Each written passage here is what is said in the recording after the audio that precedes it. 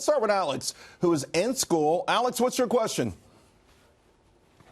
My question is, how can we call our country great or our society moral when a small number of wealthy people have far more money that could ever be required to live a comfortable life, while several people lack basic human rights such as housing, health care, or even food? Alex, great question. I want to start with Herman Cain.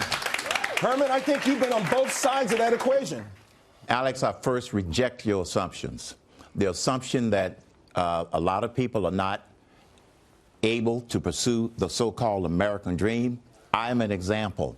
I started when I was very poor, and because I was willing to take risks, I was willing to invest sweat equity, I was willing to change jobs multiple times, I was able to climb up the corporate ladder. So I reject your hypothesis that only a few people. Secondly, the thing about rich people that a lot of people don't know and a lot of people don't talk about if they are socialists is that when rich people have a lot of money, do you know they spend a large percentage of their time trying to figure out how to give it away to causes that they like, not causes that the government likes. Bianca, but you worked at Verizon. Yes. You felt it was an unfair system.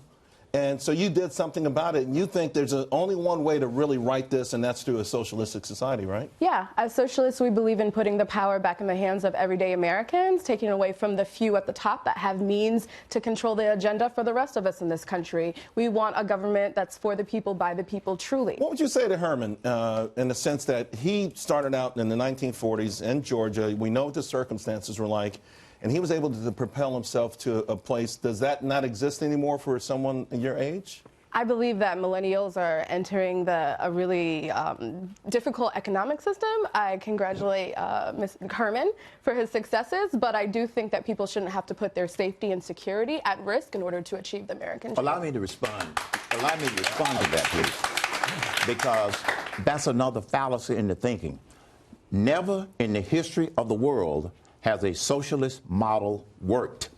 I don't care which one, okay? Now, allow me to give one example. Most people want to point to Venezuela and then they're in denial. They want to point to Cuba and they're in denial. Have you ever heard of the USSR, United Soviet Socialist Republic? They tried socialism for 70 years and it failed. Right. And when they finally figured it out, the 15 countries went their separate ways. Richard, though, you've taught all over the world. I mean, have you seen examples of socialism working? Absolutely. The biggest and most important ones we can think about. He referred to the United Soviet Socialist Republics. That's not correct. It's called the Union of Soviet Socialist Republics. Oh, it's all right. It's not a big mistake. But the big one is not to understand what socialist societies have grown. We are currently, as a nation, in a big fight, an ugly fight initiated by President Trump against China. As you know, tariff wars, one after a big company today. That's a big effect. Why? Because China is the second most important economy in the world. What was the first most important? Just a second. 40 years ago, China was one of the poorest countries in the world.